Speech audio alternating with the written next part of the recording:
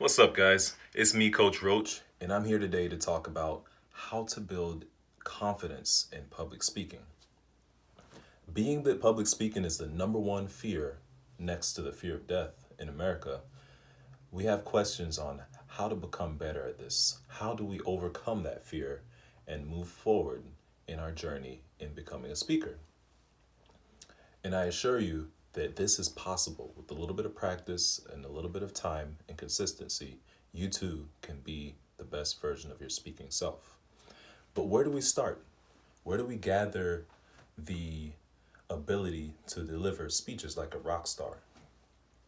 Well, I'll tell you this. Think about the one thing that you could speak on no matter what all day long.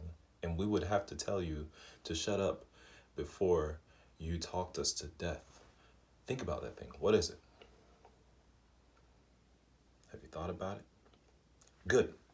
So, this thing is, I assure you, something that you're very passionate about that brings excitement to you, and you really love that topic, right? Well, if that's true, that is a good starting point for you to deliver speeches. That is a good topic for you to begin with. I recommend to you what is called the crawl, walk, run approach. And in the crawl, walk, run approach, you want to pick topics that, just like you thought about, you're very interested in. Topics that you love and enjoy and that you could tell us anything about.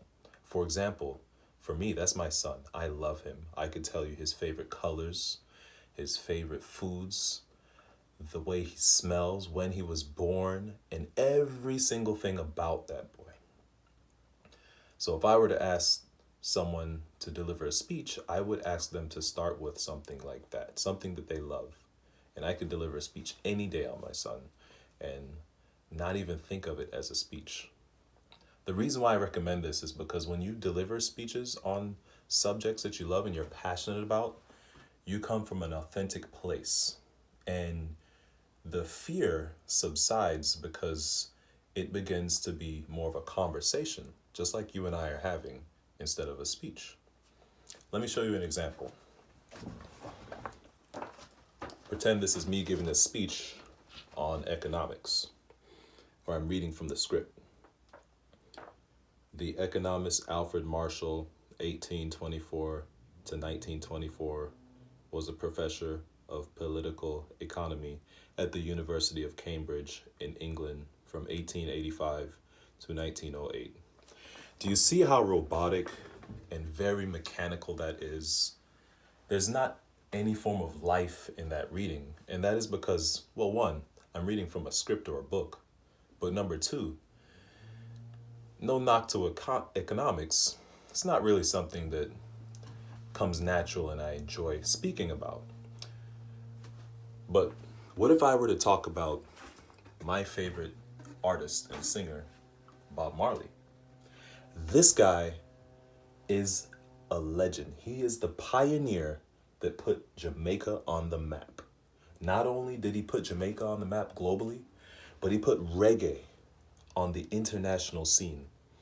He is the icon and the standard of love, unity, and peace through music. And because of him, the whole world knows reggae. Everywhere from Jamaica to Hawaii, all the way over to Zimbabwe, England, America. We all have different forms of reggae due to this man right here, Bob Marley. That is why he is legend till this day. His music is timeless. Do you see the difference there? Bob Marley is one of my favorite artists, and I really enjoy listening to his music. And when I speak about him, I don't necessarily have to have a script. I don't have to read from a teleprompt. But I do kind of need to know a structure of how a speech works. That is an example of, hey, reading from a script and trying to memorize something versus talking about something that I love and enjoy to talk about. When you speak about something that you enjoy, you come from a place of authenticity. But also, what you are doing is you are having a conversation, and that conversation is a pleasant one. And when you're crawling, and you're just beginning, it's important to have that pleasant experience so that way you build the muscle, just like working out. You build a muscle that says, this is something I enjoy. And you get rid of that fear so that way you can build confidence to go to the next step, which is walking. And then you can expand upon your ability to speak or have conversations. And before you know it, you'll be running.